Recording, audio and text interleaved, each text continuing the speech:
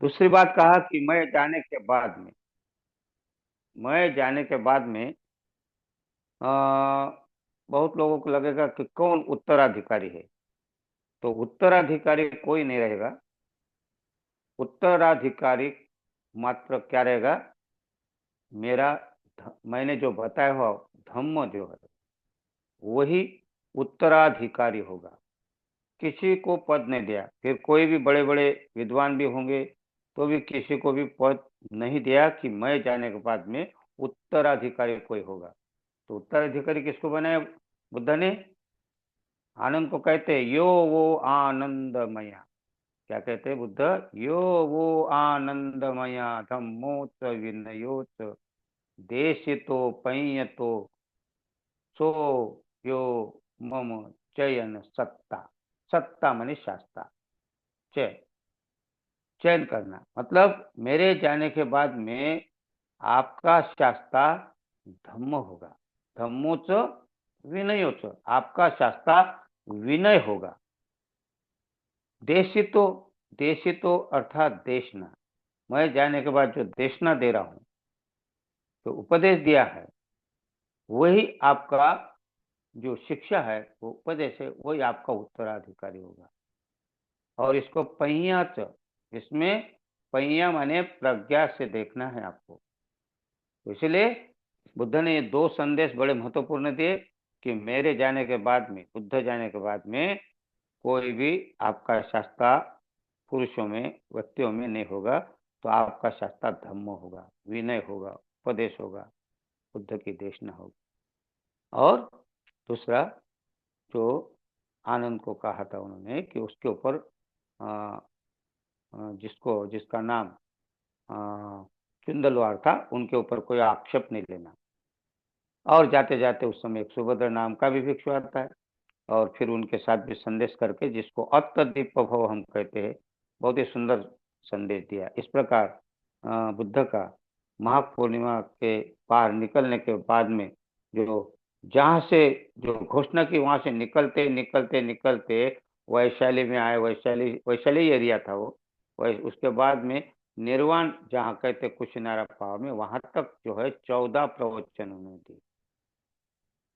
उनमें से एक अभी जो हमारी धम्म मित्र, क्या नाम है, उर्मिला बौद्ध, छत्तीसगढ़ से आई है, रायपुर से, उन्होंने आज जो संज्ञान किया है, ये उपासकों के लिए कितना महत्वपूर्ण संदेश दिया है। महामंगल सूत्र अगर आप उसका अध्ययन करते, चिंतन करते, शिविर लेते उसके ऊपर, तो हमें समझ में आएगा कि बुद्ध ने कितनी अच्छी शिक्षा प्रदान की है।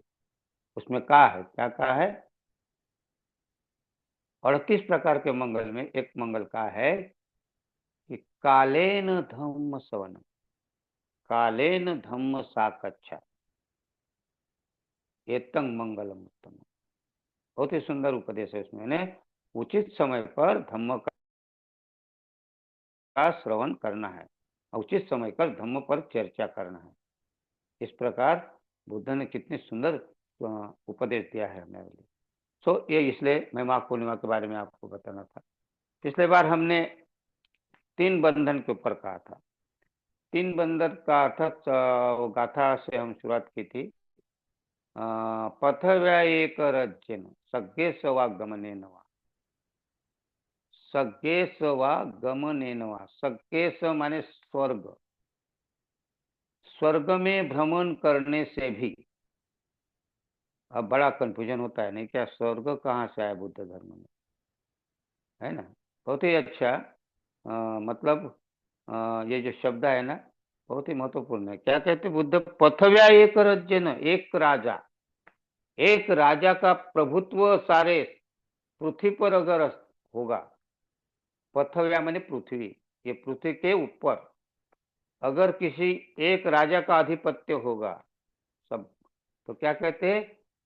अगर इस पृथ्वी पर एक ही राजा होने से, पृथ्वी का एक ही राजा होने से, या सज्ञेषु सज्ञेशवा गमने नवा, या स्वर्ग में भ्रमण करने से भी,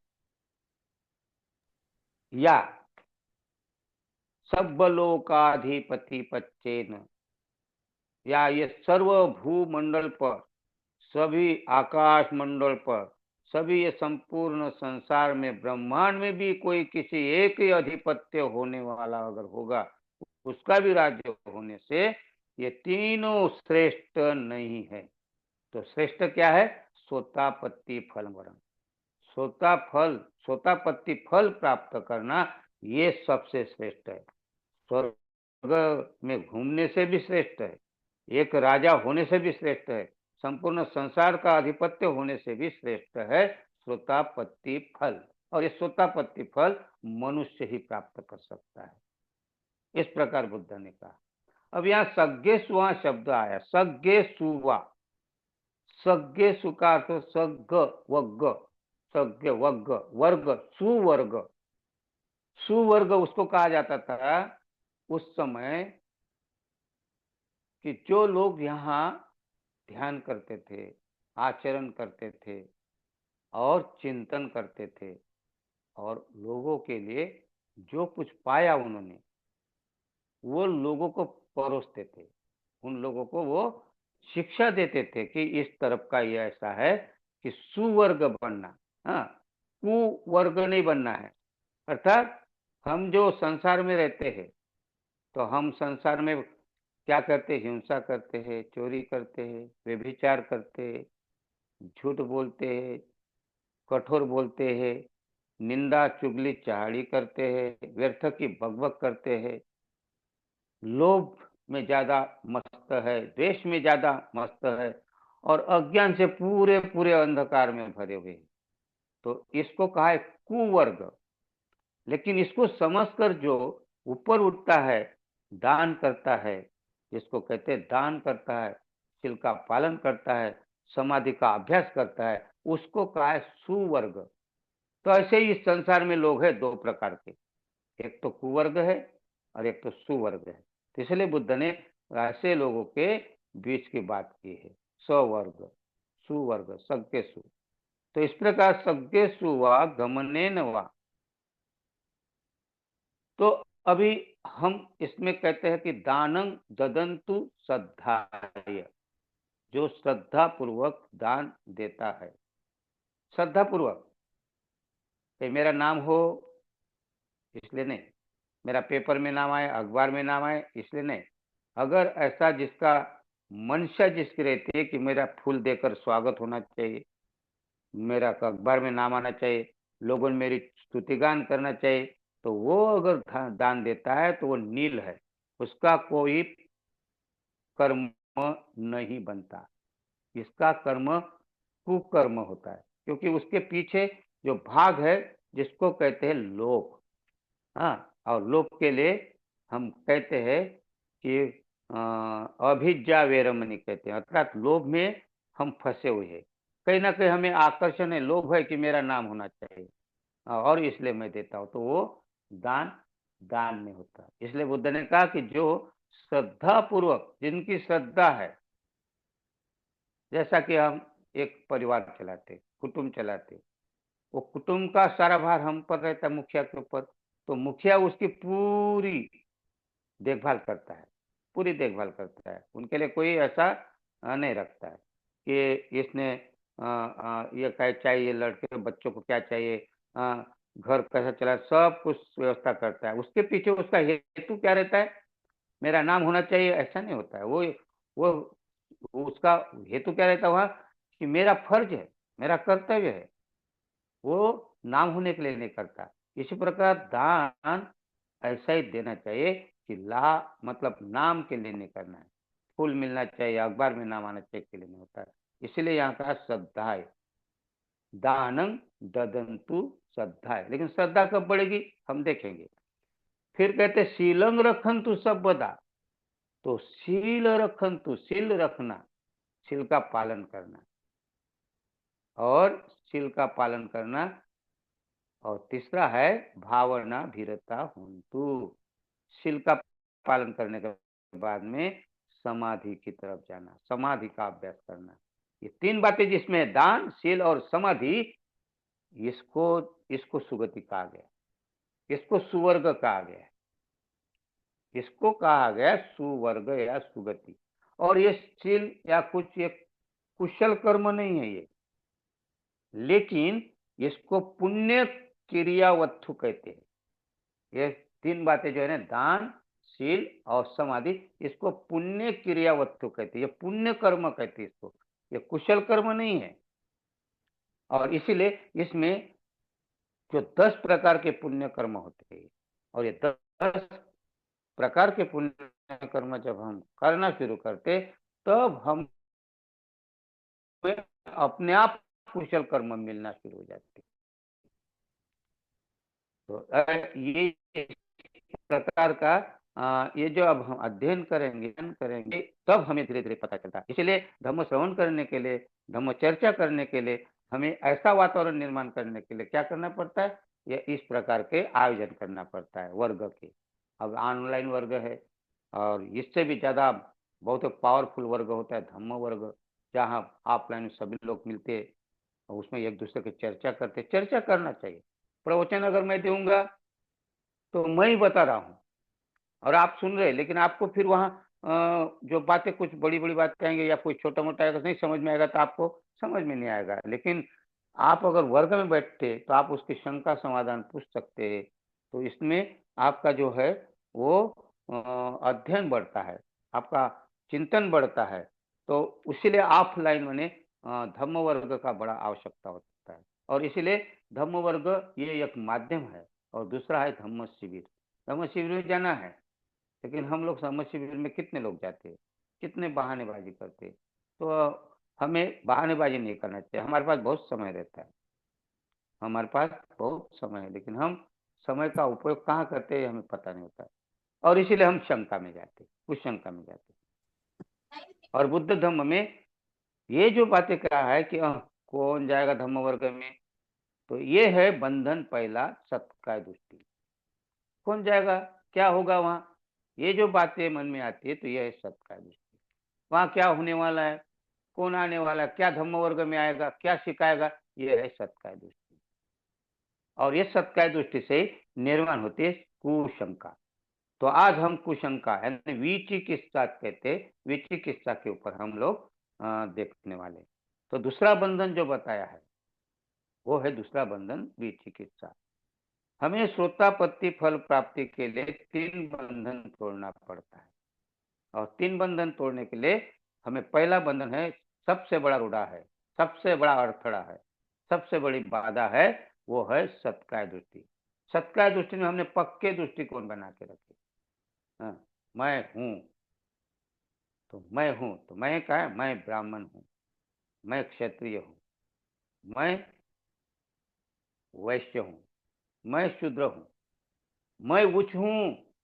और वो छोटा रहता है बोलते मैं भी नीच हूं, मैं भी नीच हूं, ये भी सत्काय दृष्टि बना के रखा उसने।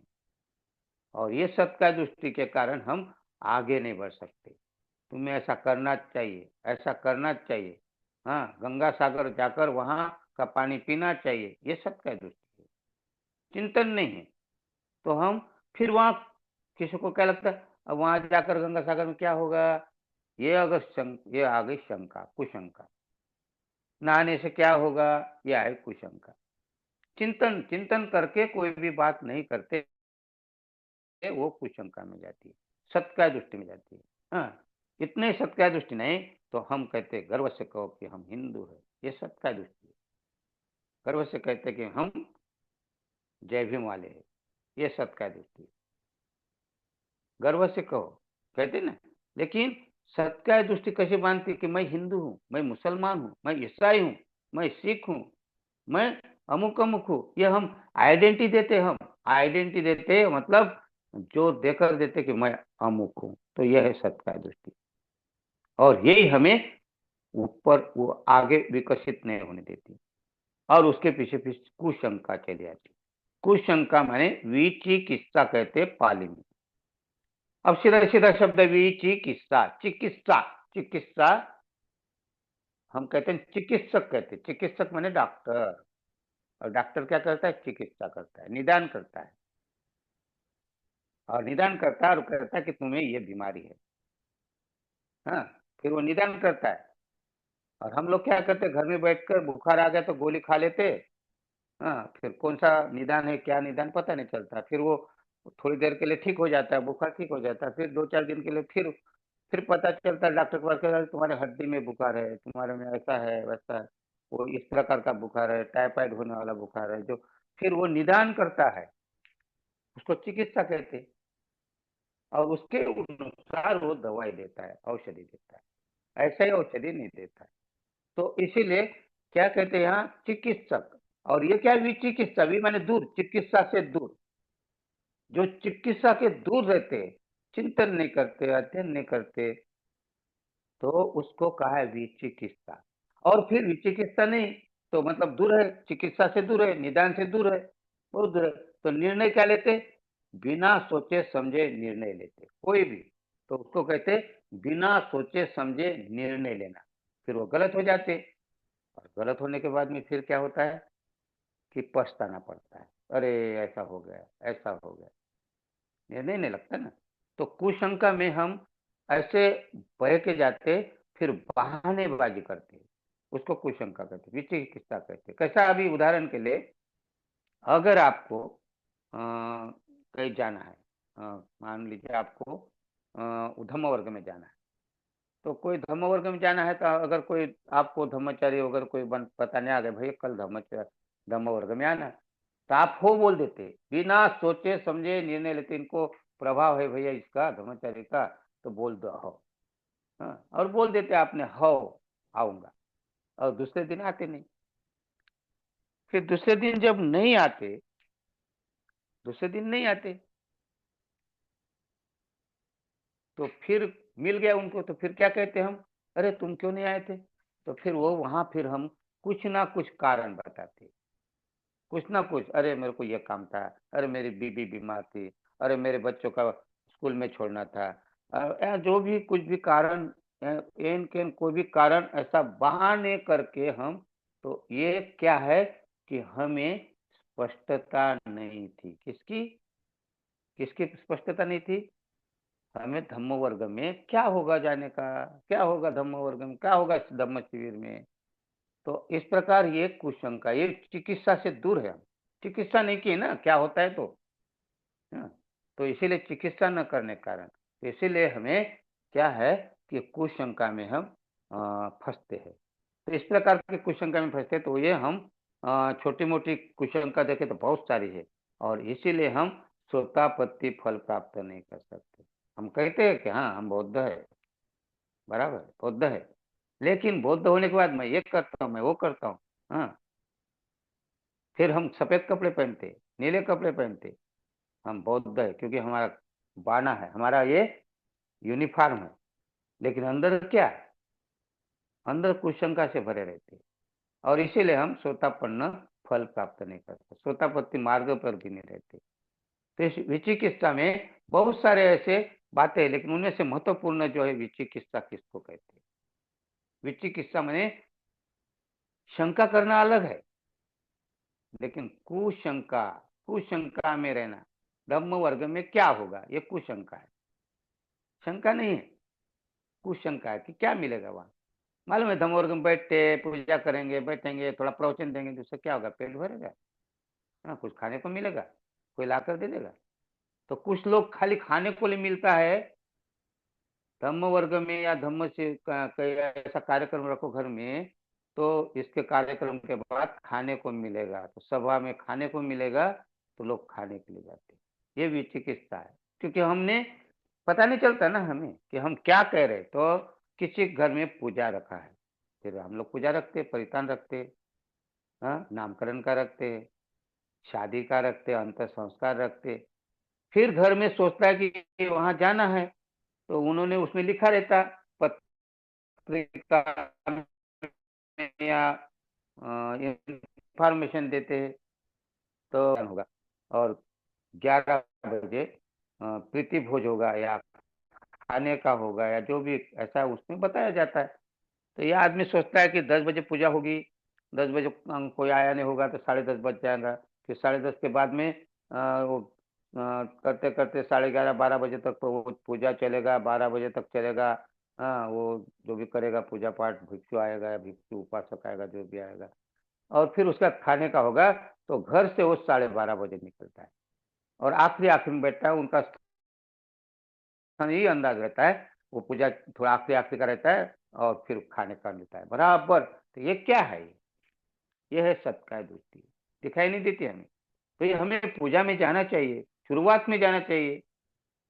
बुद्ध को नमन करना कितनी बड़ी बात है, पता ही नहीं ना। बुद्ध क्या देते हैं, पता ही नहीं, फिर पूजा क्यों करते हो? लेकिन करते हैं पूजा। घर के लोग भी कर, जिस घर में वो पूजा करता है, लेकिन उसकी पारी आती जाने की किसी घर में, तो वो भी समय में रह जाता है, उसी समय जाता है कि मेरे घर में इतने बजे आए थे, तो मैं क्यों पहले जाऊं? कुछ शंका। तो इस प्रकार ये क्यों है, इसके कुछ कारण हमको देखेंगे। तो इसीलिए कहते हैं विचिकित्सा के कुछ पॉइंट है, मुद्दे है, क्यों हम अ, हम जो विचिकित्सा में क्यों है। तो सबसे पहले बुद्ध, धम्म और संघ, ये त्रिरत्न के प्रति हमारी श्रद्धा नहीं होने के कारण हम विचिकित्सा में रहते हैं। हमारी श्रद्धा ही नहीं रहती बुद्ध पर। बुद्ध माने क्या होंगे बुद्ध, मन में श्रद्धा ही निर्मल नहीं होती। बुद्ध ये बहुत बड़े हैं, ये पता ही नहीं चलता। ये कहता आबा बाबा का नाम ले लो, अरे वो बाबा निकला है वहां, बहुत अच्छा चमत्कार दिखा रहा। हाँ, वहां जाकर बोलते बहुत सारे लोग आ रहे हैं वहां। वहां चले जाएंगे लोग, वहां चले जाएंगे, और वो बाबा कुछ भी नहीं देगा, वो आपको लूटेगा, देखेगा। हाँ, ये आए ना। हाँ, मनोविज्ञान बड़ा काम करता है उसका। लेकिन हमें वो अच्छा लगता है। अभी हमें कोई मतलब नहीं किसी से, लेकिन अभी जो मिथक जिसको हम काल्पनिक है, काल्पनिक काल्पनिक में हमारी श्रद्धा बड़ी होती है। हम चले जाते हैं घर द्वार छोड़कर कल्पना के। हाँ, और वहां जाकर हम लोग नहाएंगे धोएंगे आएंगे। हजारों लोग मर जाते हैं, उसको नहीं देखते। लाखों लोग जाते हैं, हजारों लोग मरते हैं, मर रहे बोलते हैं, हजारों लोग मरे, लेकिन लाखों लोग और जाते हैं वहां श्रद्धा में। तो ये श्रद्धा है क्या? वो अंदर श्रद्धा है। उसमें जो काल्पनिक है, जिसका कोई नाम निशान नहीं है, वो काल्पनिक पर लोगों की दौड़ होती है। लेकिन बुद्ध ये ऐतिहासिक है, काल्पनिक नहीं, हकीकत है ये। लेकिन बुद्ध का नाम लिया, नामकरण क्या कुछ भी, पूजा में हम लोग जाते नहीं। बुद्ध को हम लोग नकार रहे हैं। क्यों नकार रहे हैं? कि हमको बोलते हैं वहां पूजा में जाकर क्या करेंगे, तो आप किसको नकार रहे हैं? बुद्ध को नकार रहे हैं। हम बुद्ध को क्यों नकार रहे? कि बुद्ध के प्रति श्रद्धा ही नहीं, स्पष्टता ही नहीं। अगर बुद्ध के प्रति स्पष्टता होती, तो हमारी श्रद्धा श्रद्धा इतनी होती, बुद्ध क्या नहीं देते, बहुत कुछ देते। बुद्ध ऐसे ऐसे अंगुलीमाल जैसे डाकू को सीधा कर दिया। या कम पावर नहीं है उनका, इतनी अगाध मैत्री है। लोग कहते हैं कि भगवान उधर मत जाओ, वो खूंखार डाकू है वहां, अंगुलीमाल। लोग बुद्ध को, जो बुद्ध जो सर्वज्ञ है, हाँ, बुद्ध को सब मालूम है, क्योंकि उनको मालूम है किसका परिवर्तन करना। जब निकलते ध्यान करके निकलते, ध्यान में देखते कि आज मुझे किसका परिवर्तन करना है। ये हमें लगता है कि बुद्ध निकल रहे, साज किसी भारद्वाज के पास जाएंगे, तो किसी कोई भी किसान है, किसान के पास चले जाएंगे, किसी ऐसे रास्ते में कोई मिलता है, गरीब मिलता है, कोई भी मिलता है, किसी के पास जाते समय दिखते, भिक्षाटन करके दिखते। लेकिन ये सब बुद्ध बुद्ध को मालूम है कि अगर ये नहीं करेंगे, तो लोगों का मन कैसा परिवर्तन करना है। चमत्कार से नहीं कर रहे वो, लेकिन चमत्कार है उसके अंदर। क्योंकि अंगुली माल के पास में स्वयं बुद्ध जाते हैं, ध्यान में देखते हैं कि मुझे आज का परिवर्तन करना है। अंगुली माल नहीं जानता, और हम नहीं जानते। नालागिरी, नालागिरी नाम का वो जानवर, आपको नालागिरी की कहानी मालूम होगी। अष्टमंगल गाथा में मैंने अष्टमंगल गाथा यही इसी सारनाथ में लिया है। फेसबुक में आपको देखना, मैं अष्टमंगल गाथा का प्रवचन दिया, एक एक गाथा। नालागिरी नाम का हाथी आता है, हाथी, नालागिरी नाम का हाथी, देवदत्त ने उसको मदमस्त करके, शराब पिलाकर, दारू पिलाकर मदमस्त, पहले वो राजा महाराजा के युद्ध में ऐसे ही करते थे, मदमस्त करते थे, हाथियों को छोड़ देते थे, तो धुआंधार वो अपने बल्लेबाजी करता था वहां, हाथी से लड़ते थे लोग। तो ऐसा दिया था मारने के लिए। फिर बुद्ध मरे क्या? बुद्ध नहीं मरे। बुद्ध नहीं मरे। आनंद सामने होता है, आनंद सामने होता है, आनंद। बोलते नहीं भगवान, आपने आपने आप चले चले चले जाइए, यहाँ से जाइए जाइए, ये हाथी है मार डालेगा। क्या कहते न क्या कहते न परमं मरणं अकालो तथागतो खो आनंदो। क्या कहते आनंद? न परमं मरणं अकालो तथागतो। तथागत कभी भी अकाली नहीं मरते। तथागत, कोई भी तथागत की जय, जितने भी तथागत होंगे, तो बुद्ध कहते उसको आनंद, तथागत में मौत नहीं होती, मरण नहीं होता।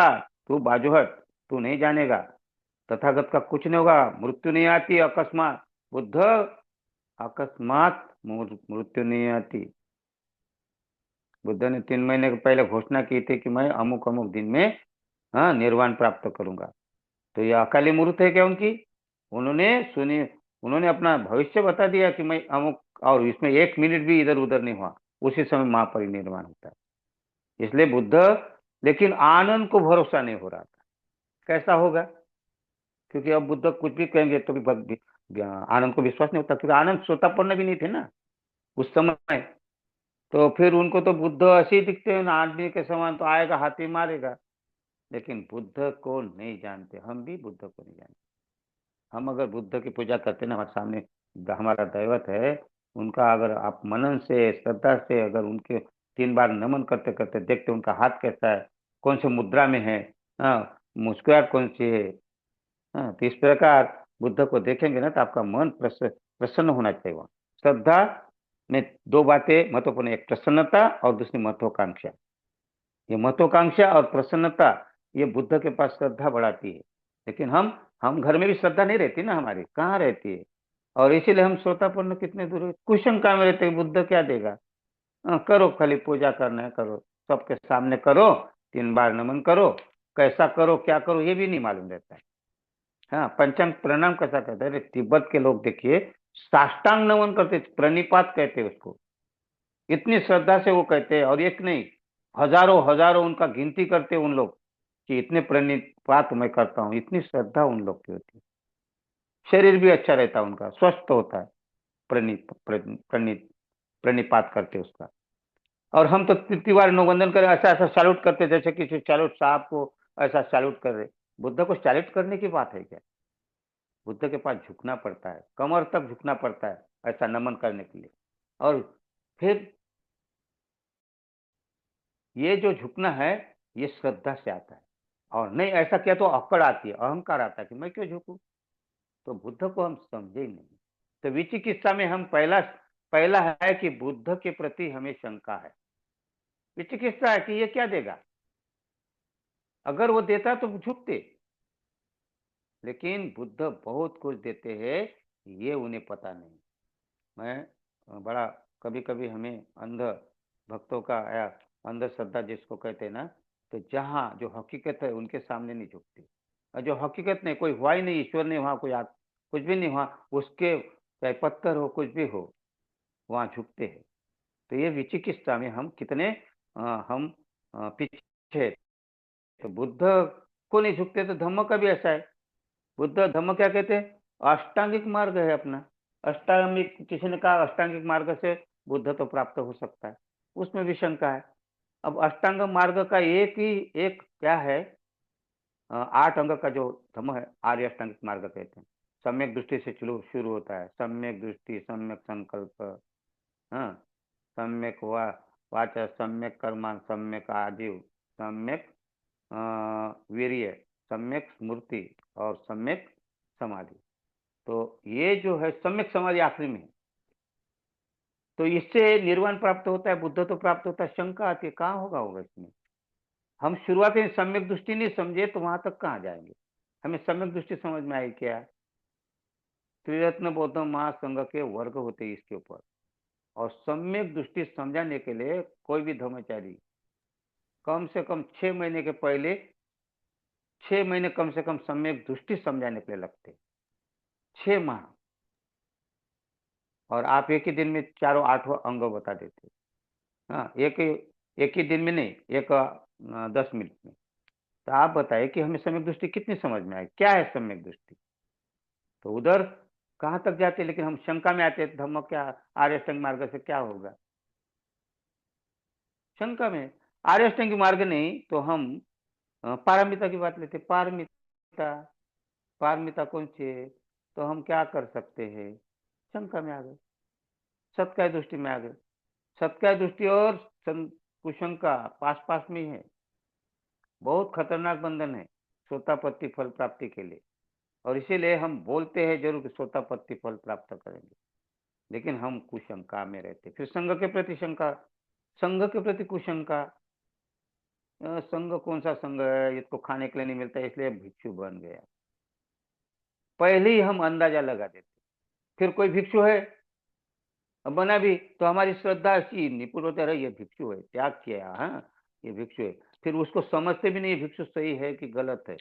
हाँ, और इधर भिक्षु के ऊपर शंका भी करते हैं, कुशंका भी करते कि भिक्षु खाली भिक्षा आता है, कोई धर्म की दीक्षा नहीं देता, धर्म की शिक्षा नहीं देता, हाँ बड़बड़ करता है, दान मांगता है। तो ये भी हमारी कुशंका है, सत्य दृष्टि है। भाई वो किसके ऊपर आधारित है? भिक्षु किसके ऊपर आधारित है? उपासक के ऊपर आधारित है। तो उसका उन्होंने त्याग किया, बहुत बड़ा त्याग किया है ना, चिवर लिया है। लेकिन हम क्या करते, कुशंका में जाते। फिर उनके तरफ से भी कुछ आने का तो हम सुनते नहीं। तो हमारे मन में फिर भिक्षु के प्रति भी, और फिर ऐसे भी है, कुछ ऐसे नकली भिक्षु भी छूट गए हैं, बहुत सारे लोग, बहुत सारे ऐसे नकली भिक्षु छोड़े गए हैं हमारे भारत में। 4000 नकली भिक्षु तैयार किए हैं। अभी आप देखेंगे बहुत सारे लोग को शंका होती है, क्या कैसा है, द्वंद कैसा होता है। देखिए अभी महाकुंभ में लोग जा रहे हैं और वहां भिक्षु को भी दिखा रहे, भिक्षु वहां पूजा कर रहे। हमारे साधारण उपासक के मन में, हमारे साधारण बौद्धों के या दूसरे और भी अन्य लोगों को, अरे ये भिक्षु भी गए वहां, हाँ ये तो लोग कहते हैं कि वहाँ अंधविश्वास है, वहां नहीं जाना चाहिए, और उनके भिक्षु भी तो वहां गए हैं। तो वो भिक्षु कौन होंगे, ये नहीं देखना, चिंतन किए क्या आपने? वो छोड़े हुए भिक्षु है, तैयार किए हुए भिक्षु है। जिन्होंने तैयार किए उनका जो षड्यंत्र के तहत जो किए हुए, ये नहीं सोचते हम लोग एकदम कह देते, हमारे मन में आ जाता है, कुशंका आ जाती है, ये भिक्षु अच्छे नहीं। अरे वो भिक्षु अच्छे नहीं, लेकिन भिक्षु है क्या पहले देखो ना, किसने तैयार किए ये तो देखो, चिंतन करो ना। हाँ? जिनके ये कांधे में गणेश जी का पूरा स्टेचू बनाया रहता है, इसमें इसमें पूरा, हाँ चिवर जैसा उगला हो जाता है, फट के साथ दिखाई देता है, चिवर में ढाक देते हैं। तो इस प्रकार हम कुशंका में जल्दी जाते हैं। हमारे भिक्षु जो ईमानदार है, प्रामाणिक है, उनके ऊपर हम उंगली उठाते कि जो प्रामाणिक जो है उनका भी उसमें मिसल कर देते हैं हम। तो हमें उसकी भी पहचान नहीं है। तो हम कितने कुशंका में, संघ के प्रति भी, अगर संघ के प्रति हम कुशंका में है तो हमें चिंतन करना चाहिए, हमें पूछना चाहिए, है ना, पूछना चाहिए ना। तो भिक्षु को भी उनको आदर करना चाहिए, भिक्षु ने भी हमारा आदर करना चाहिए, हमें शिक्षा देना चाहिए, दोनों का आदर करना होता है, लेकिन हमें एकदम शंकित नहीं होना चाहिए। तो इसीलिए संघ, धम्म और बुद्ध, इसके प्रति हम शंकित होते, कुशंकित होते। बुद्ध के ऊपर कुशंका करना अर्थात बुद्ध क्या देगा, ये कुशंका होगी। और ये बड़ी खतरनाक, क्यों क्यों? क्योंकि हम बुद्ध को जानते नहीं, बुद्ध में क्या क्या भरा है। बुद्ध ने मन पर कार्य किया है, बुद्ध ने जिसके ऊपर कार्य करना चाहिए उसके ऊपर कार्य किया, मन पर। हाँ, और ये मन कंट्रोल करना मामूली बात नहीं, मामूली बात नहीं है। अभी हम कहते हैं कि आपके पास सब कुछ आया है, आपके पास विज्ञान ने सब कुछ दिया है, हाँ आपको कुछ भी नहीं कर। कल की महिला चूल फूकती थी, आंख में धुआं जाता था, आंखें लाल हो जाती थी, आज गैस आ गया है, ये विज्ञान है। कितनी सहूलत आई। कल चक्की पीसने के लिए रात को उठकर आटा पीसना पड़ता था, है ना, तब वो रोटी मिलती थी खाने के लिए। तो 4 बजे 3 बजे रात को महिला उठकर वो जाता चलाती थी उस समय। उसके बाद में रोटी बनती थी। आज क्या हो गया है? वो भी आधुनिक विज्ञान आ गया है। आदमी ने कितना विज्ञान विकसित किया है। हाँ, मोबाइल आ गया है, बैठे बैठे यहाँ से दिल्ली, हाँ, दिल्ली के, मुंबई के, कहाँ सारे लोग यहाँ के सुन रहे हैं। ये विज्ञान ने विकसित किया है। इतना दूर विज्ञान गया है कि आपको पैदल चलने की जरूरत नहीं, हवाई जहाज मिला है। हाँ? कितना खोज हुआ है। लेकिन इतने खोज के बाद भी मन का खोज, मन कैसा है, मन में क्या परिवर्तन आए। इतनी खोज की है, इतना विज्ञान विकसित किया है, इतनी सुविधा लाए, भौतिक सारे साधन, आपको बैठे बैठे मुंह में खाना जाने के लिए भी वो मशीन आ जाएगी। तुमको हाथ की जरूरत नहीं पड़ेगी, कोई दूसरा एक रिमोट आ जाएगा और खिला देगा। इतना विज्ञात हो गया है। लेकिन मन का क्या हुआ? मन को किसने पकड़ा? हाँ? मन का विकास हुआ क्या? विज्ञान का विकास हुआ, मन का विकास नहीं हुआ। क्यों नहीं हुआ? बुद्ध के तरफ लोग नहीं जाते, श्रद्धा नहीं। और बुद्ध ने मन को बताया। क्या कहते बुद्ध के बारे में? क्या कहते हैं? क्ष किरणों से काया देखी जाती। क्ष किरणों से, क्ष, एक्सरे, एक्सरे से सब काया, हाँ, सब पूरा ढांचा बता देते तुम्हारे शरीर में क्या है। सोनोग्राफी होती है, एक्सरे होता है, देखे ना अपन। क्ष किरणों से काया देखी जाती, विज्ञान युग का चमत्कार है।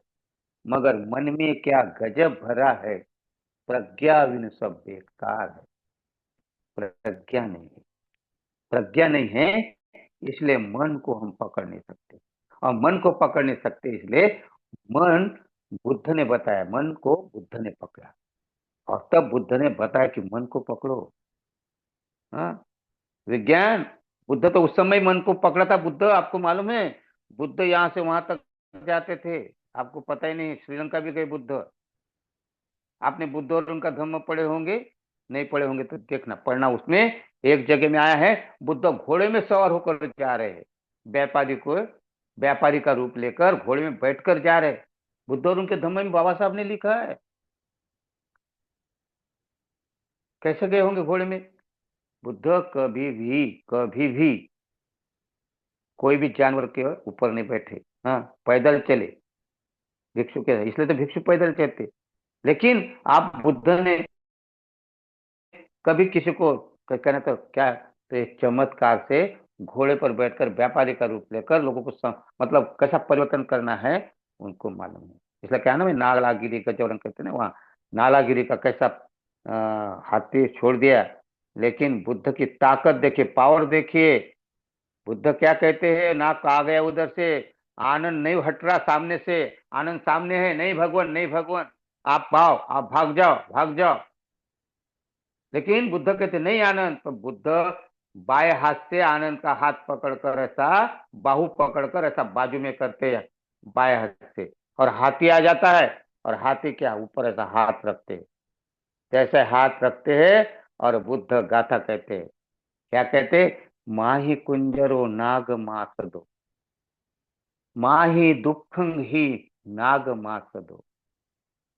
हे हाथी, तू भी नाग है और मैं भी नाग हूं, इसलिए नाग को मत मारो। अगर तुम इस नाग को मारोगे तो दुख से तड़पते रहोगे, दुख में पड़ोगे।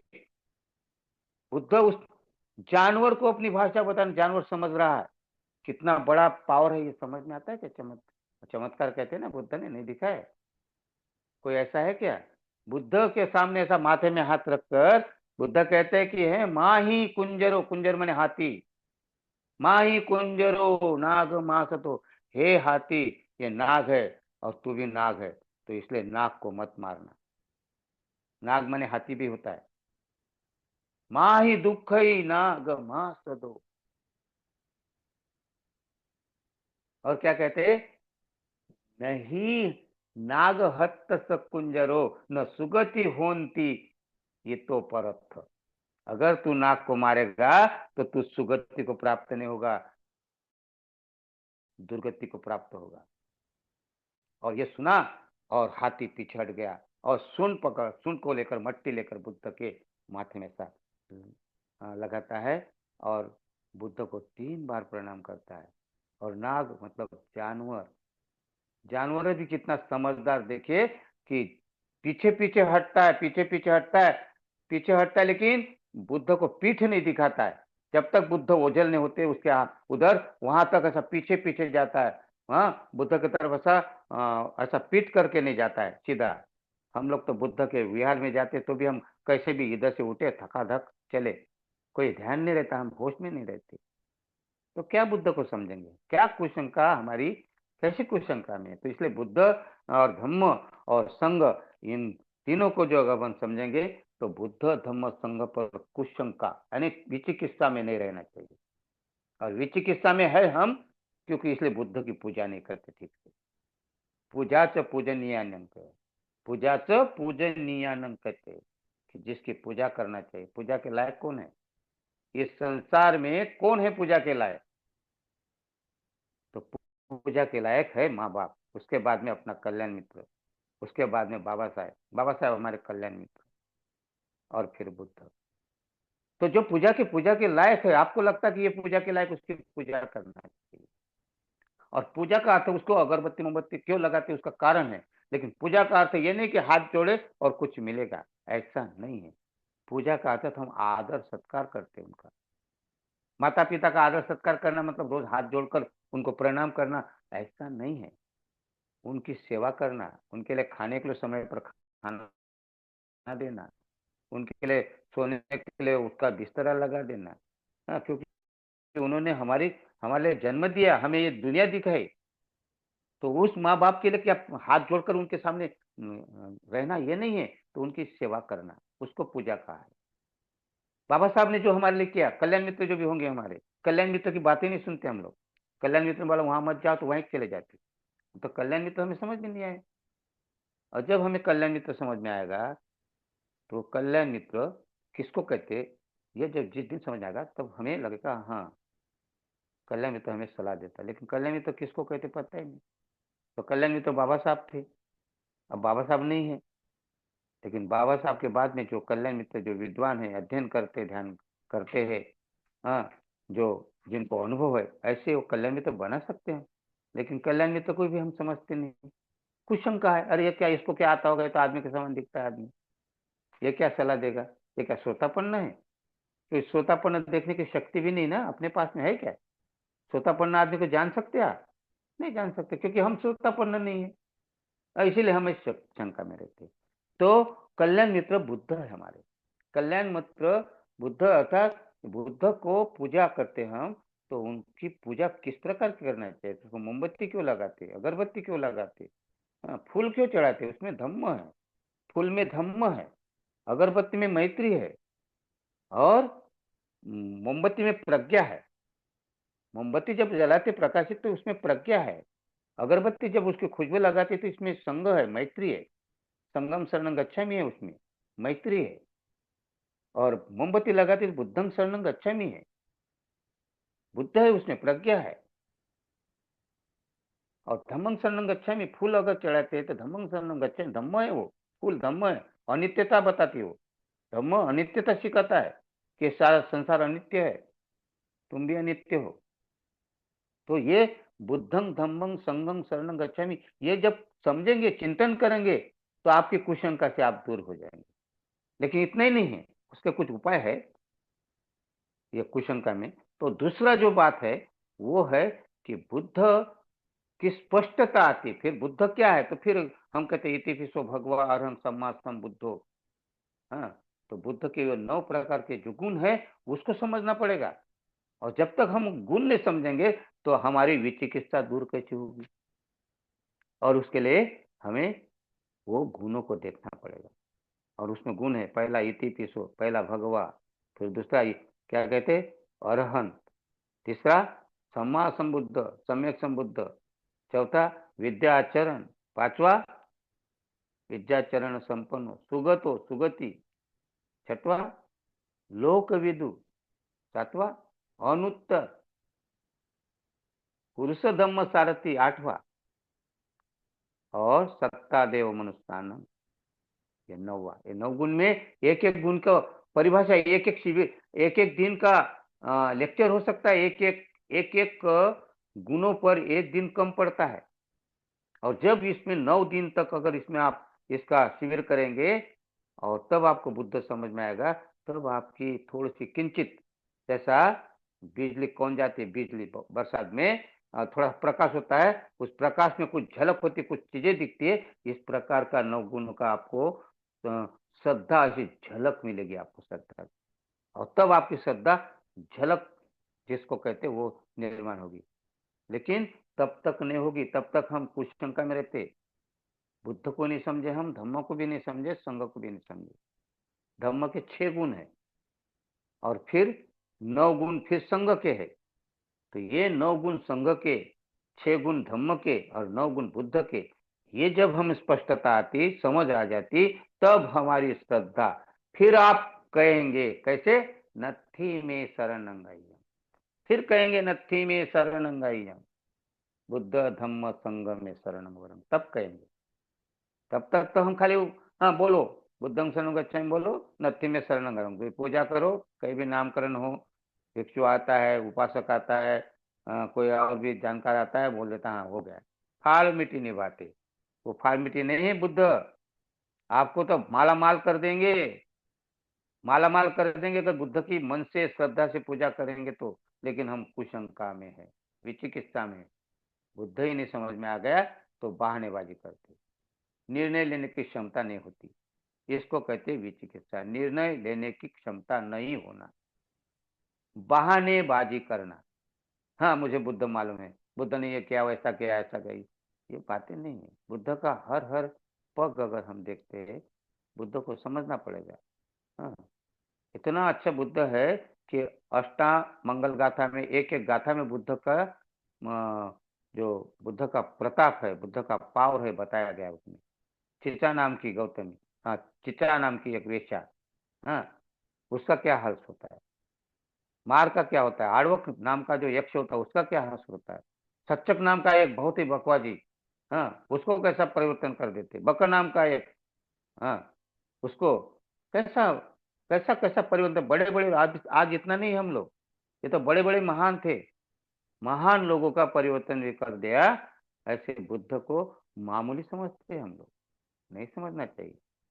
श्रद्धा निर्माण करने के लिए हमें बुद्ध को जानना पड़ेगा, और इसीलिए कुशंका में रहते हैं। दूसरा है, उसके बाद में बुद्ध धम्म संघ के बाद में, फिर बुद्ध धम्म संघ के बाद में जब हम कुशंकित रहते हैं तो हम शील का पालन नहीं करते, शील पर भी हमारा भरोसा नहीं रहता है, शिक्षा पर हमारा भरोसा नहीं रहता है। कौन सी शिक्षा, बुद्ध ने कौन सी शिक्षा दी, पानाति पाता वगैरह मैंने बोलते जा बोलो, बस वहीं तक सीमित रहता बोलना।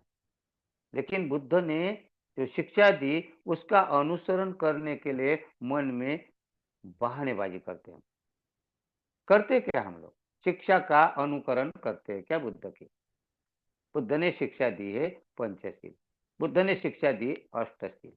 अब बड़ी मजे की बात है यहाँ, हाँ, हम लोग पूर्णिमा के दिन अष्टशील उपासक ग्रहण करते, पूर्णिमा आ गया तो, है ना, कभी कभी अमावस की करते, कभी कभी बुद्ध जयंती आती उस दिन उपवास करते, जिस दिन आम्बेडकर जयंती आती उस दिन सफेद कपड़े पहनते हैं और बहुत मस्त बढ़िया उस दिन अपन लोग करते, लेकिन वंदना करते हैं, गाते नाचते, उपवास करते।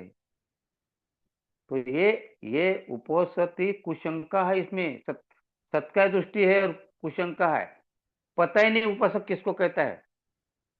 आपको उपासक के लिए पढ़ना पड़ेगा, उसके लिए वर्ग में जाना पड़ेगा, समझना पड़ेगा क्या उपोषक कैसा है। उपोषक एक दिन का नहीं होता, हर महीने में पूर्णिमा आती है, और पूर्णिमा में 4 दिन आते हैं, 2 अष्टमी आती है और एक अमावस्या आती है और एक पूर्णिमा, 4 दिन। और उपवास नहीं करना है, खाली उपास उपासी रहने से नहीं है, उन 4 दिनों में हमें शीलों का पालन करना है, 5 शील का पालन तो करना ही है, लेकिन उसमें और 3 शील दिए, जिसको कहते विकाल भोजना वेरमणि, जिसको कहते उच्च सेना वेरमणि, जिसको कहते क्या कहते माला गंध विलेपन मंडन आभूषण ठाना वेरमणि, ऐसा कहते हैं ना। इस प्रकार का ये जो है सब, ये शील वो महीने में 4 दिन आपको उसको उपासक कहा गया, और उसी को उपासक कहा गया। जो नहीं करता उपासक नहीं है। तो हम शंकित है ना अभी भी, हमें लगता नहीं। बुद्ध धम्म सुनने के लिए धम्म वर्ग में जाओ, धम्म शिविर में जाओ, तभी इसकी स्पष्टता आती है। वहां पूछ सकते ना आप, क्या कैसा करना चाहिए अपना जीवन। तो इसीलिए हमें शिक्षा के बारे में भी शंका में है। जो बुद्ध की शिक्षा है, शील के बारे में शंका है, अष्टशील हो या 10 शील हो, शंका है। तो इसके भी बाहर निकलना है। तो हमें बुद्ध स्पष्ट नहीं होंगे तो हम शिक्षा की तरफ कैसे बढ़ेंगे। हमें बुद्ध स्पष्ट नहीं तो शिक्षा की तरफ नहीं जा सकते। और फिर उसके बाद में फिर महत्वपूर्ण है, जिसको हम कहते हैं शंका। कुशंका में कहा है, हम यहाँ कुशंका में फंसे रहते। क्यों? कि बुद्ध शंका में, कुशंका में 5वीं जो शंका है ना, बड़ी महत्वपूर्ण है। पहली कुशंका है बुद्ध के प्रति, दूसरी धम्म के प्रति, तीसरी संघ के प्रति, चौथी शिक्षा के प्रति, और 5वीं शंका है प्रतीत्य समुत्पाद के प्रति। प्रतीत्य समुत्पाद, इसको हम प्रतीत्य समुत्पाद कहते हैं, कार्य कारण भाव कहते हैं। इसके बारे में भी हमें क्लियरिटी नहीं है। और क्लियरिटी नहीं है तो क्यों क्यों नहीं है? क्योंकि हम कभी सुनना ही नहीं चाहे। हमने सुना ही नहीं ना। सुनते क्या होता है प्रतीत समुत्पाद, कार्यकरण भाव किसको कहते हैं, कैसा कार्यकरण भाव होता है, हाँ? क्या होता है इसमें, तो इसके बारे में कैसा क्या ये संसार का चलता है चक्र, और ये मालूम नहीं होता हमें। और हम इधर उठकले लगाते, हाँ? क्या कहते कि पुनर्जन्म है क्या, पुनर्जन्म नहीं क्या। इसमें हमें इंटरेस्ट है, हमें दिलचस्पी इसमें। देखिए हमारी दिलचस्पी, हम आदमी कैसे है देखिए, हमारी दिलचस्पी इसमें पुनर्जन्म है क्या, फिर हम नहीं मानते पुनर्जन्म। कितने क्वेश्चन, अरे ये पुनर्जन्म नहीं, बुद्ध धर्म में पुनर्जन्म, किसने कहा पुनर्जन्म नहीं है, पुनर् नहीं। हम लोग इसमें उलझते रहते ना। क्यों? कि कार्य कारण भाव ये समझ में नहीं आता ना हमें। प्रतीत्य समुत्पाद कहाँ से कैसा निर्माण होता है। फिर हमें चित्त के बारे में मालूम नहीं रहता, चित्त क्या है। फिर हम पंचस्कंद है, पंचस्कंद पंचस्कंद कहते क्या है, पता नहीं चलता। तो हम इसमें बहुत जबरदस्त कुशंका में रहते, और यही कारण है कि बुद्ध को नहीं मानते।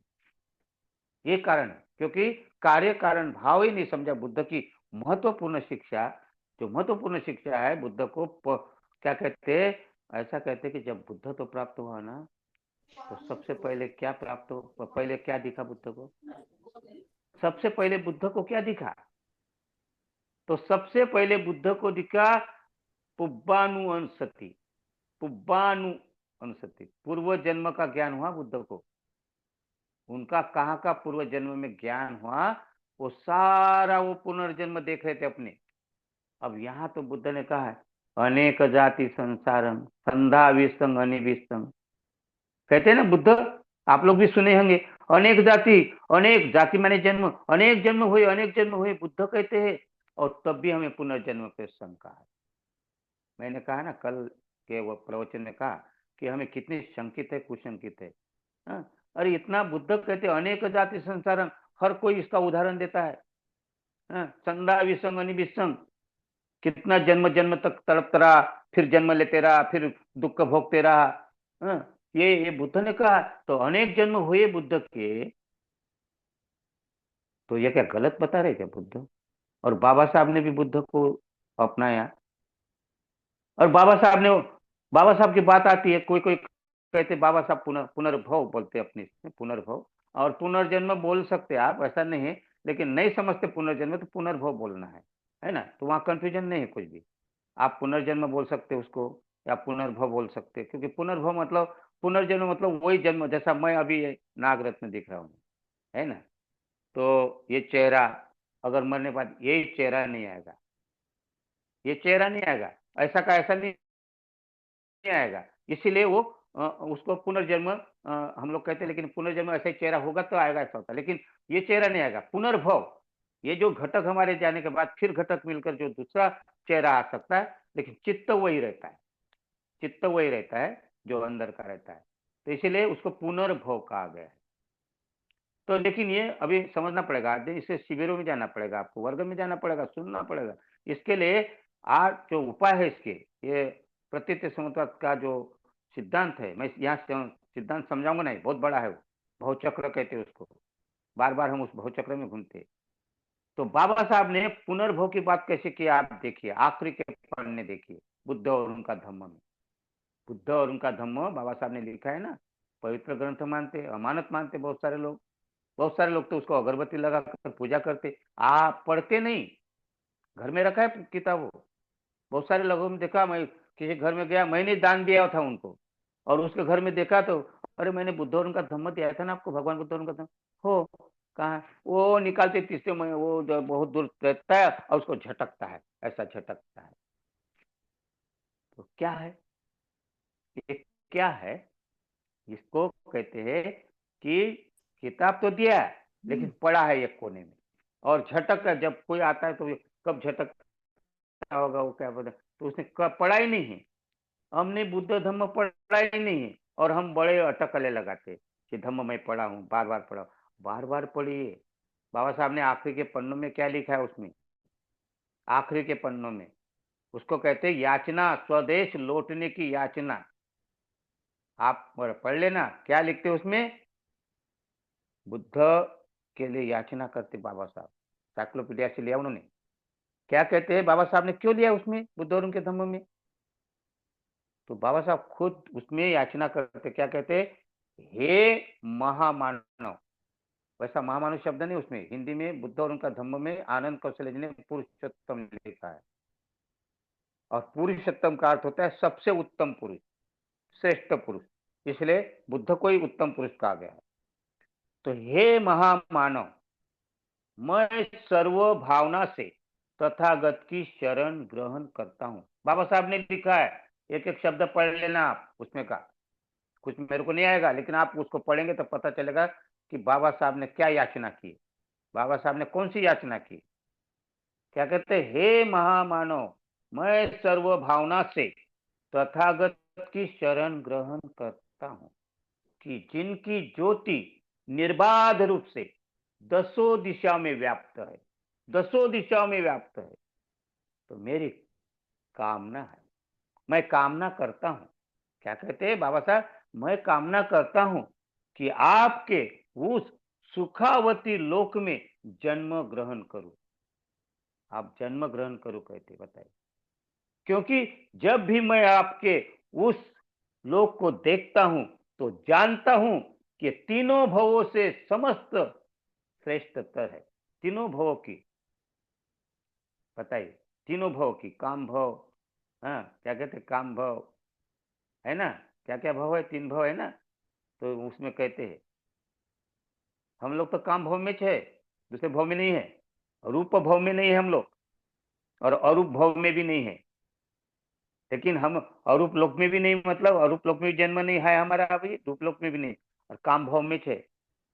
अब बुद्ध कहते, बाबा साहब क्या कहते हैं, जब मैं अपने मानस चक्षु से देखता हूं, मानस माने मन चक्षु से देखता हूं, ये आंख से चक्षु से नहीं, क्या कहते, मैं कामना करता हूं कि आपके उस सुखावती लोक में जन्म ग्रहण करूं। आपके उस लोक को जब मैं अपने मानस चक्षु से देखता हूं तो जानता हूं कि तीनों भुवों की समस्त भूमि से श्रेष्ठतर है, श्रेष्ठतर है, कि आपके आकाश के समान सर्वग्राही है, अनंत और असीम। फिर कहते हैं आपकी धम्मानुसारिणी, यहां देखिए, ध्यान में रखिए गंभीरता से, आपकी धम्मानुसारिणी करुणा तथा मैत्री सभी भौतिक क्षेत्रों से श्रेष्ठतर उस पुण्य राशि का परिणाम है कि जिसे आपने अनंत जन्मों में संचित किया है। देखिए ये शब्द मैं इसलिए कह रहा हूं आपको, अनंत जन्मों में संचित किया आपके पुण्य राशि, क्या कहते हैं बाबा साहब ने लिखा है कि अनंत जन्मों में संचित किया है, तो अनंत जन्म मतलब पुनर्जन्म है कि नहीं यहाँ, और बाबा साहब ने लिखा है, और बाबा साहब ने कुछ पुनर्जन्म नहीं लिखा, हम लोग तो क्या है, हम शंका में रहते, कुशंका में रहते, पढ़ते नहीं। फिर उसमें क्या लिखा आगे, और भी लिखा है वो, सुखावती में मैं जन्म ग्रहण करूं करके उन्होंने और आगे लिखा, लेकिन मैं उधर नहीं जाना चाहता हूँ, खाली यही बताना चाहता हूँ समय को देखते हुए कि हमें पुनर्जन्म के बारे में शंका है, पुनर्भव के बारे में शंका है। हाँ, तो इसलिए क्यों? तो फिर हम इसमें शंका करते तो बुद्ध को कैसे मानेंगे? हाँ, शिक्षा देखी नहीं ना बुद्ध की, समझना पड़ेगा हमें। कौन सा लोक है? सुखावती लोक किसको कहा है? सुखावती किसको कहा है? हाँ, कौन सा लोक ऐसा कहा है? अनंत जन्म कौन से लिए? हाँ, और बाबा साहब उसमें सुमेध नाम का जो एक बोधिसत्व आता है, सुमेध नाम का बोधिसत्व महामाया के स्वप्न में आकर कहता है कि हे माते, मैं आपके गर्भ में आना चाहता हूँ, स्वीकार करोगी? हाँ, सुमेध नाम का हमारे सपने में नहीं आता, वो बात अलग है, क्योंकि हमारा मन काम भूमि में है, हम काम में रत है। काम भूमि में मतलब हम कामाचर लोक में ही है। और कामावचर में लोक में कब तक रहेंगे? कामावचर लोक में 54 प्रकार के चित्त है, मालूम है आपको? तो इसको समझने के लिए हमारे वर्ग में आओ। हमारे धम्म वर्ग में वो उर्मिला बौद्ध और जानती है, हमारे वर्ग में 54 प्रकार के चित्त कौन से, सब बता रहे हम, उन लोगों को मालूम है। तो कामावचर में हमारा स्वभाव, कामावचर लोक जिसको कहते हैं, कामा मत काम भूमि में हम, तो उसमें ऐसा है कि जो अकुशल कर्म करता है, जो कामावचर में भी हमारी उन्नति है, हम सुगति को जा सकते हैं।